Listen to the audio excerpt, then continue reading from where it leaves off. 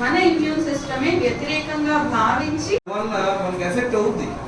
అంటే ఏమవుతుందంటే ఇమీడియట్ గా ఏమో తెలియదు, లాంగ్ టర్మ్ లో మనకి ప్రాబ్లం వస్తుంది అనమాట. తెలుసుకోవాలి. క్రానిక్ స్ట్రెస్ ఉంది, స్ట్రెస్ ఉండడం వల్ల ఏమవుతుంది, మన కోపం ఎక్కువ వస్తుంటుంది, అందరికి చిరాకు పడుతుంటాం, మనకు కూడా మన బాడీలో షుగర్స్ పెరిగిపోతుంటాయి, నిద్ర పట్టదు, ఇవన్నీ.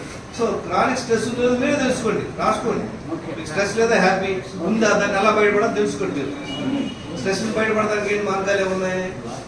ఊళ్ళోకి వెళ్ళి కూర్చోవడం, మెడిటేషన్ చేయడం, చాలా ఉన్నాయి ప్రోగ్రామ్. తర్వాత నెక్స్ట్ ఏంటి, నైట్ 7 గంటలు కంపల్సరీ పడుకోవాల్సింది.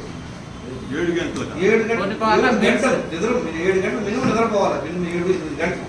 అది కూడా ఎప్పుడు పడుకోవాలి? 10 గంటల నుండి పొద్దున 5 లోపు. ఏదో మేము 1 గంట పడుకుంటాం, 8 వెళ్తామంటే మంచిది కాదు. అదే 10 to 5 అంటే అసలు ఉందా 7 గంటలేక? 10 to ఉండండి, 10 to 5 అంటే 7 గంటలు. దీంట్లో మరి ఎంతసేపు నిద్ర పట్టిందో, ఎంతసేపు నిద్ర పట్టదో తర్వాత సార్ మీరు ఏం చేస్తారంటే ఆ ఫోన్ పట్టుకొని కూర్చోకుండా మీరు వెళ్ళి పడుకోండి, నిద్ర పట్టిందా లేదా మీరు మంచం మీద పడుకోండి. దానికి నేను ఏం చెబుతున్నానంటే 8-8:30 మొదలు పెట్టి పడుకోండి. ఇష్టం సార్, 6 గంటల దాకా ఉంటే ఇష్టం సార్. టైం ఎక్కువ కలిసి వచ్చింది అని నేను చెప్పాను. మీరు 5ంటికి పడుకోండి, ఎవరు ఆపుతున్నారు? 5ంటికి పడుకోండి మళ్ళీ.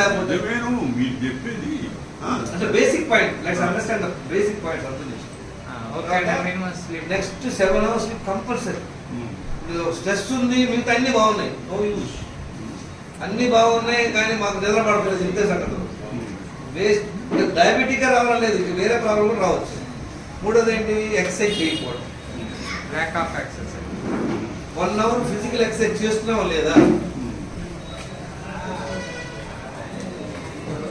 1 hour ఎక్సర్సైజ్, యోగా చేయండి.